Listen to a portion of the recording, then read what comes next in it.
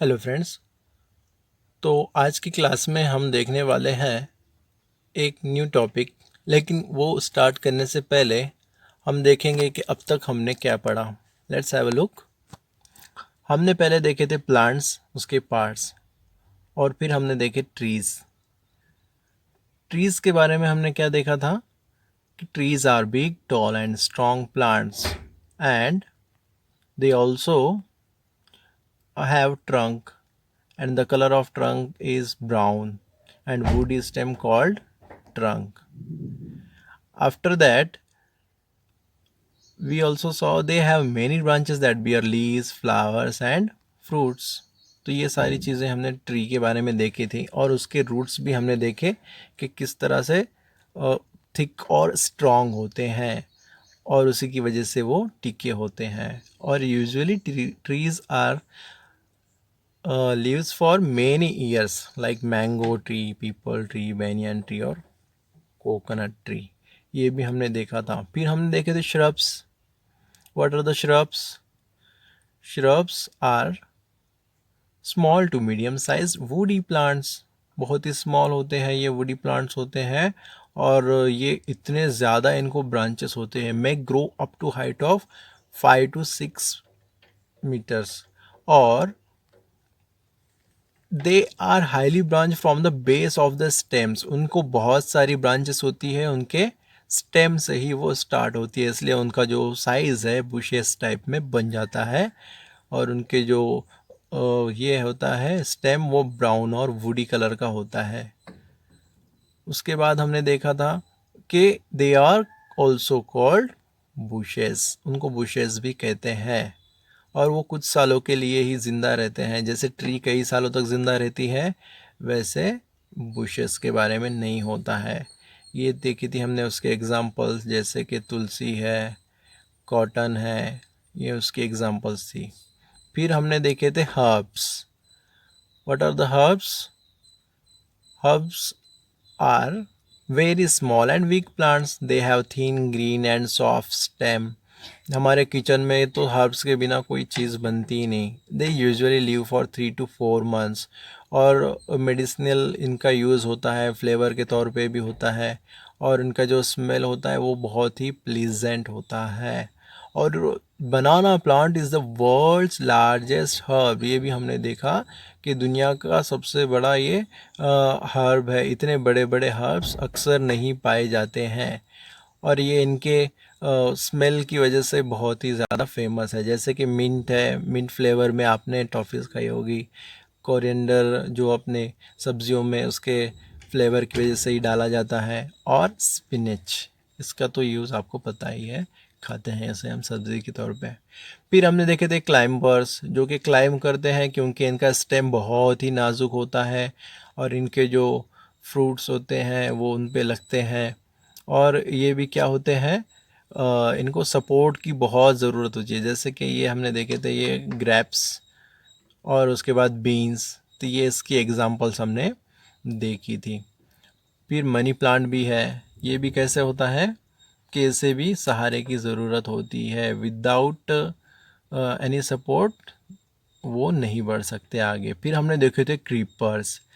Creepers के जो fruits होते हैं वो बहुत बड़े बड़े होते हैं साइज़ में, और वो ज़मीन पर ही पड़े होते हैं। इनके स्टेम्स भी बहुत नाजुक होते हैं, ये खुद से खड़े नहीं हो पाते हैं। फिर हमने देखे थे इसके एग्जांपल्स, गॉड है, वाटरमेलन है, और साथ ही आता है एक उसका friend Musk melon.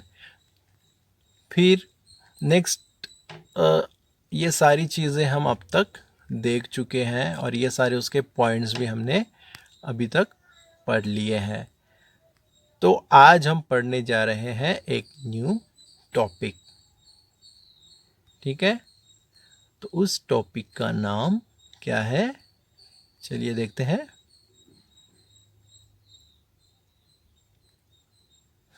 Water plant. Water plants. So water plants also called aquatic plants. जैसा कि आप मेरे पीछे देख पा रहे हैं, ये लेक है। इस लेक पर जो आपको दिख रहे हैं प्लांट्स, वो सारे प्लांट्स कौन से हैं? वाटर प्लांट्स हैं। चलिए मैं आपको थोड़ा दिखा दूँ इसको पास से कि कैसे दिखते हैं। ये देखिए किस तरह से ऊपर की तरफ ये उड़े, ऊपर की तरफ इनका मुंह है। सारे जो पत्ते हैं आप देख सकते हैं दूर दूर तक किस तरह से फैले हुए हैं ये। तो यहाँ पर आपको ये सारे वाटर प्लांट नज़र आएंगे।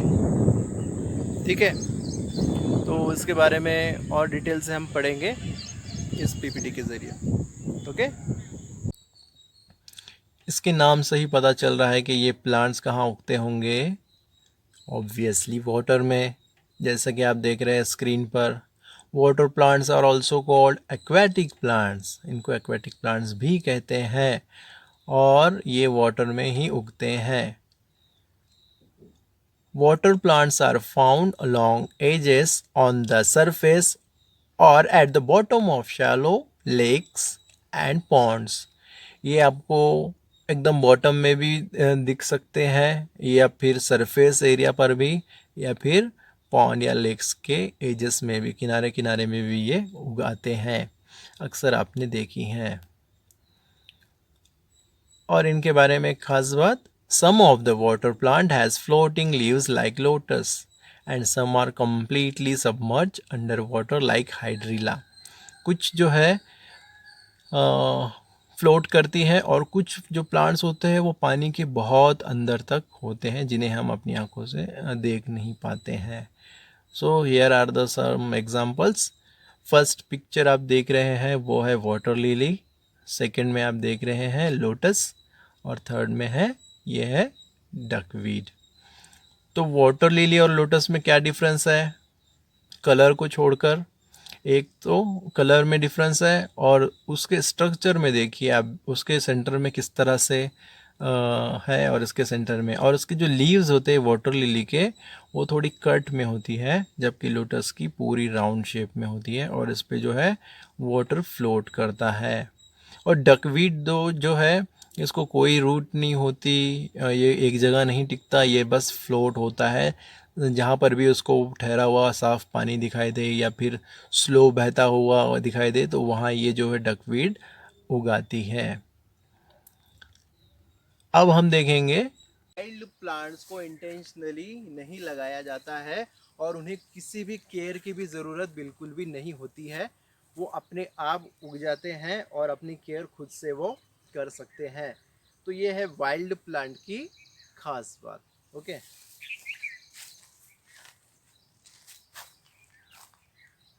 वाइल्ड एनिमल्स की तरह ही वाइल्ड प्लांट्स, ठीक है। तो क्या होता है इनमें वाइल्ड प्लांट्स में, देखेंगे। वाइल्ड प्लांट्स ग्रो नेचुरली, इन्हें कोई ग्रो नहीं करता, ये अपने आप आते हैं। They are not intentionally planted by human, ये इंसान इन्हें नहीं लगाते, ये अपने आप ग्रो हो जाती है। They can be found anywhere, they do not need human care. While plants can be flowers, grasses, shrubs and trees. Human care की उनको कोई ज़रूरत नहीं है और वो आपको कहीं भी ये दिखाई देते हैं। ये फ्लावर्स भी हो सकते हैं, ग्रासेस भी हो सकती है, श्रब्स और ट्रीज़। ट्रीज़ में आपको आपने देखी होगी ये बेनियान ट्री, जो कि क्या है, एक वाइल्ड ट्री है। ग्रास है और पेरीविंकल, पेरीविंकल के फ्लावर्स आपने देखे ही होंगे जो हर जगह आपको देखने मिलते हैं। तो ये सारे क्या है, वाइल्ड होते हैं, इन्हें लगाने की ज़रूरत नहीं। तो ग्रास क्या होती है कि ग्रास का जो यूज़ है वो हम अक्सर अपने गार्डन्स में करते हैं। गार्डन के जो ग्राउंड को कवर करने के लिए लॉन्स में वगैरह हम ग्रास को लगाते हैं और आर्टिफिशियली भी वो वहाँ लगाई जाती है ताकि वो अच्छे से दिखे। लेकिन आप जो इस पहाड़ पे जो ग्रास देख रहे हैं इसे किसी ने लगाया नहीं है, ये अपने आप उगी। आपको तो पता ही है ये ग्रासेस क्या होती है। जैसे कि हमने देखा है अपने स्कूल के ग्राउंड में अक्सर बहुत सारी ग्रास है जहाँ आप खेला करते हैं। Grass is a type of plant which is use to cover the ground in a lawn. Ground को कवर करने के लिए ग्रास प्लांट की जाती है और पहाड़ों पे भी आपको अक्सर ये दिखाई देती है और कभी कभी तो बहुत ऊंची वाली ग्रास भी दिखाई देती है। Grass can grow very tall and can reach height up to 100 metres. ये 100 मीटर तक भी ऊंची हो सकती है। अब ये देखिए, ये भी एक टाइप है ग्रास की ही। आपने देखी है ये ट्री? जी हाँ, ये है bamboo tree. So bamboo is the tallest grass. Grass usually have long narrow leaves and grow along the ground.